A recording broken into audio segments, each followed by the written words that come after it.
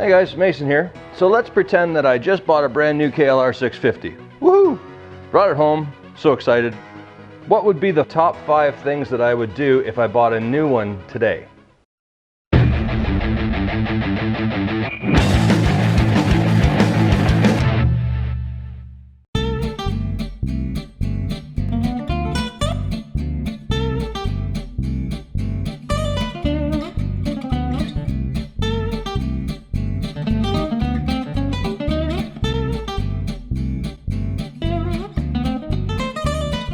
Right, so the first thing I would do is put on a set of rocks risers.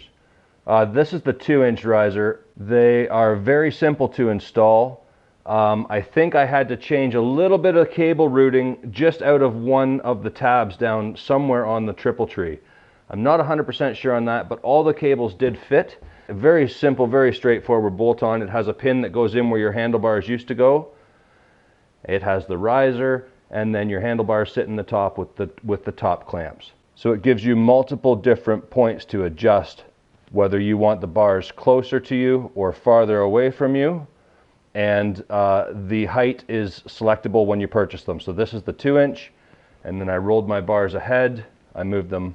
They're basically in the same vertical position as they were before, but they're 2 inches higher, and then I rolled them ahead. And now when I sit on the bike, my arms are up nice and straight and very comfortable on my back. And when I stand, I'm not reaching way down by my knees to be comfortable with the handlebars. So yeah, it works really good. It also means that you don't have to rotate your levers forward as far when you stand because the bars are higher, so you're not reaching down so low. And all around, just a great piece of gear. I would say the rocks risers would be the #1 choice for me, simply because of the comfort level that you get out of them.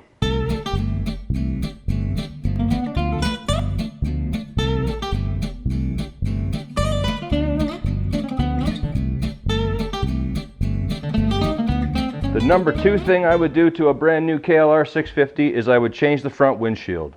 I would either put on a screen riser like this, or I would put on a higher touring windshield. Something to help kick the air up over your helmet. Something like this is available through KLR Dash. It really helps move a lot of air over your helmet. The other thing with it is that I think it looks great. It gives you a spot up top here to mount some accessories, and it moves the leading edge of the windshield up so you don't get into trouble if you raise your bars. So those two kind of go hand in hand. The rocks risers and then getting your windscreen picked up and out of the road, really for a full range of motion, and it works really nice.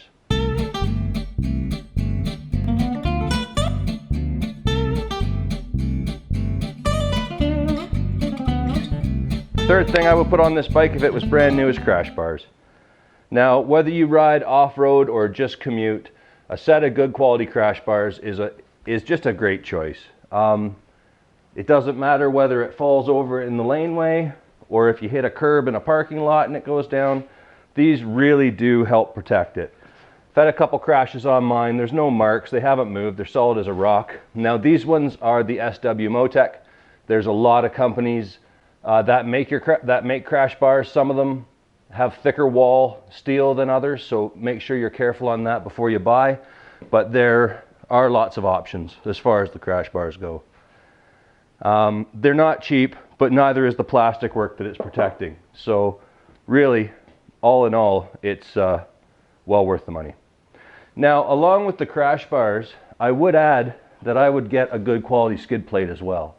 Now, if you are commuting and all you do is commuting, skid plate's not necessary. The plastic one that it comes with gives a certain amount of protection from small stones and that sort of thing. But if you're going to get off-road and get into any rock hopping or log crossing or anything like that, a good quality skid plate's important.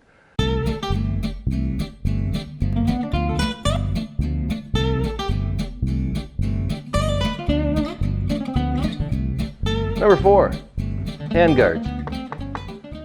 Bark busters, brush guards, whatever you want to call them, with a good quality steel backer. For 2 reasons. The first is if your bike goes down, it helps protect your hands and your levers, and it also gives a nice wide point for weight distribution between there and the crash bars, protecting a lot of your plastic in no matter what position your bike goes down in. The second reason obviously is you get some protection from roost off of the vehicles or little rocks or anything like that coming up off the road or the bike in front of you. If you're into any off-road or trail riding, I have clipped these on a tree before. It's very hard to say whether it saved my day, but I would have had pretty sore fingers without it, that's for sure, and might have been on the side of the trail switching out a lever. So they do work well. In our climate up here, it also is awesome in the extreme spring and fall for keeping your hands warm, keeps a little bit of air off your hands. But I have heard from guys that live in really hot climates that it does the same for them in the wild heat of the summer. So a great addition to the bike, a little bit of extra armor and a little bit of comfort too. That's number 4.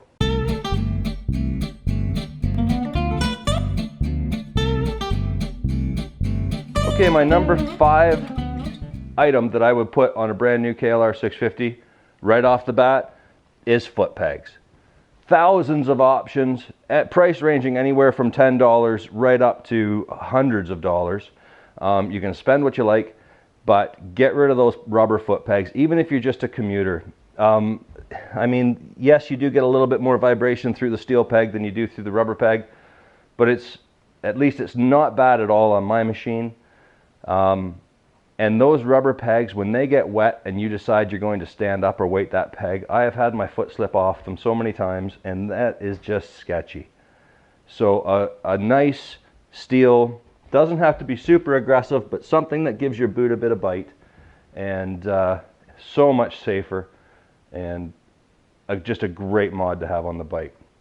So there you go, guys. If I was to buy a brand new KLR 650 today, that would be the first 5 things I would do. Increases the comfort, increases the protection of the machine, and increases the safety factor of riding it by getting rid of those rubber foot pegs a little bit. That would be my first 5 things purchased for the bike. And then of course you move on to some of the mechanical stuff. Down the road you need to do the doohickey.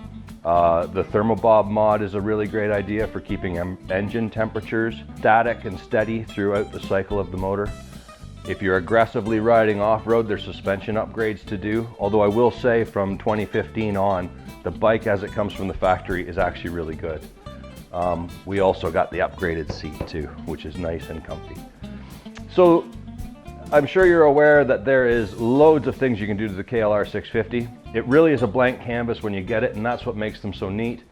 It's really enjoyable working and wrenching on them, and there's lots of support in the community too. So get on YouTube, Google what it is you're after, and everything will come up. And have fun with it. Happy modding, and we'll catch you guys on the next one. Bye for now. Mason out. Hey guys, if you liked that video, hit the thumbs up button for us. It goes a long way towards helping out the channel. And if you're new here, hit that subscribe button in the upper corner for new videos every Sunday. Be glad to have you along for the ride.